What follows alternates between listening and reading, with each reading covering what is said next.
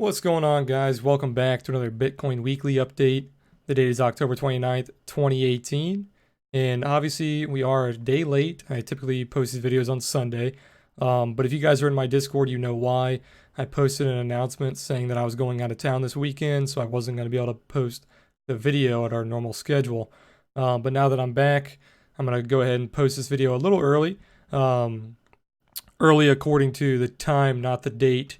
I usually typically post these videos around 9 p.m. Eastern. Right now it is around 6 p.m. Eastern. So once this is uploaded, it will probably be around 6 to 6:30. So we're not going to see the daily close on the Monday candle, but we will have the daily and weekly close from Sunday. But with that said, let's get started, guys. So basically what we saw in the past week is the same thing we've been seeing for quite some time. Just a bunch of inside bars going sideways, a very, very wide consolidation, kind of a bull flag here, which turned out to not be a bull flag.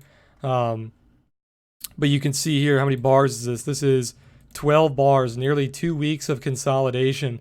And we finally had an inside bar break. Once it broke the lows here, we saw a dip, and look where it landed. This is the same level I've been showing you guys for probably a month, maybe even longer. I have not changed these levels since like our first weekly update video. And you can see it bounced off this level almost to the dollar. The low is 62.09, the level is 62.13.5. So we missed it by about $4.50.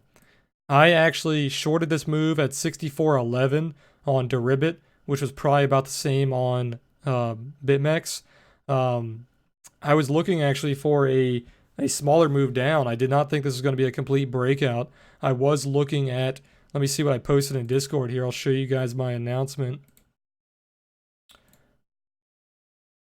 I was looking for this falling wedge.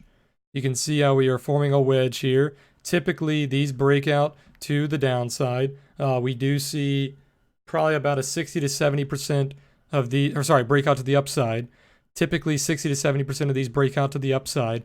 My target for the breakout was going to be around 6,700, but that is why trading is a game of probability. You want to look for patterns that have very high probabilities, but you always want to prepare for both scenarios.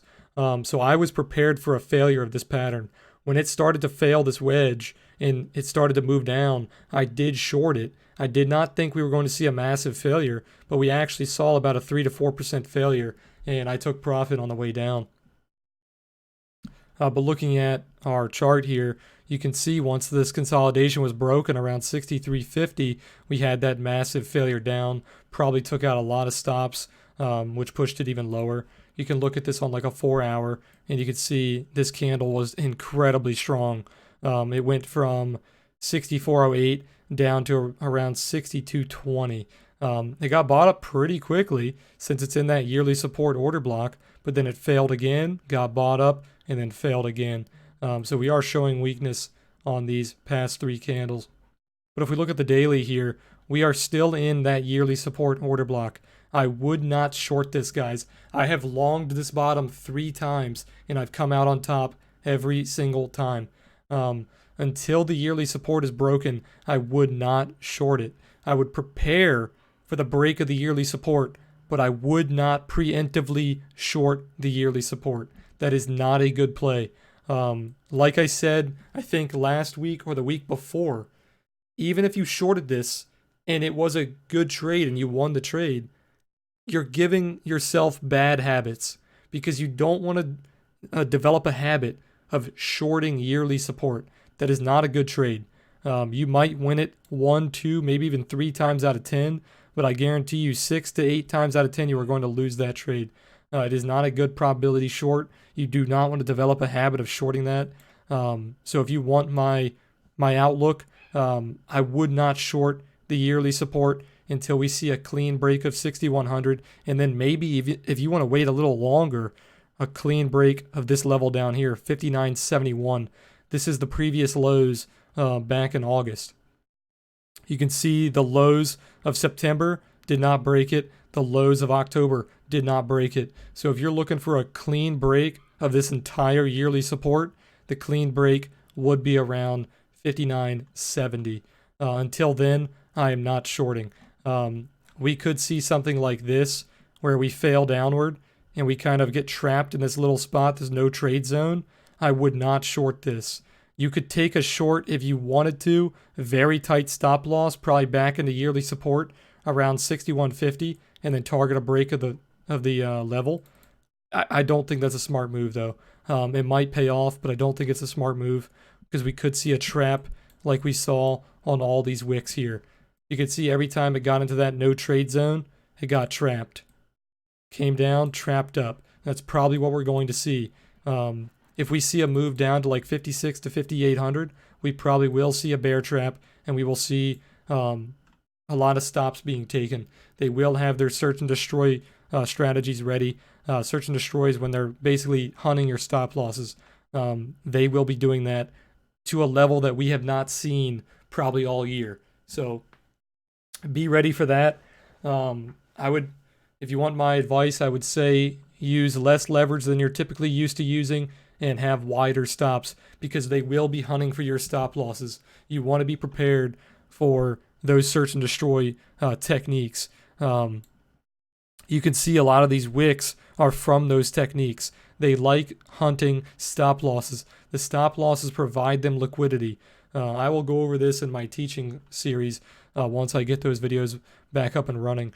But basically, they like hunting stop losses because it provides liquidity for their big trades. So overall, my outlook on the market is still pretty neutral. I'm leaning more bullish. If I had to put a number on it, I'd probably say I'm about 60-40 bullish here. I will be buying the dip if we do retest this level and I see some clean patterns on the 4-hour. I will be also buying the dip if we get trapped this lower level here, around 61.60, 61.20. I will be buying that dip. My stop loss will be very, very tight, probably around 60.80. So definitely look for those trap wicks. Definitely look for those big moves down that liquidate a lot of stops, but then they don't really go lower. What I mean by that is when you see kind of moves like this, where it has that massive wick down where it liquidates a lot of people, but then it pushes back up and then it continues to go higher. So what you would have seen here is you would have saw a massive wick down, you would have came back, you would have consolidated. Then once you break that level, that could be a good buying opportunity. We did not see that on this move down. That is what you want to pay attention to when we see the next move down. Look for a wick down, a retrace, consolidation, and then a break of a level. That could be a good buying opportunity. You could put your stop loss below the wick, below the supports, and then target the highs or previous levels. So as always, look for the description of this video. I will be posting the levels that I am watching. And if you guys like this video, please subscribe. I will be starting up the teaching series.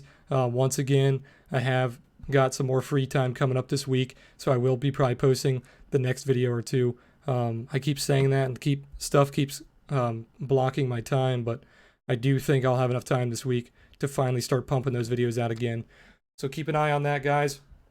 Like I said, if you like the video, please give it a thumbs up, subscribe, and I will see you guys probably next Sunday or Monday for our next weekly update. Have a good one.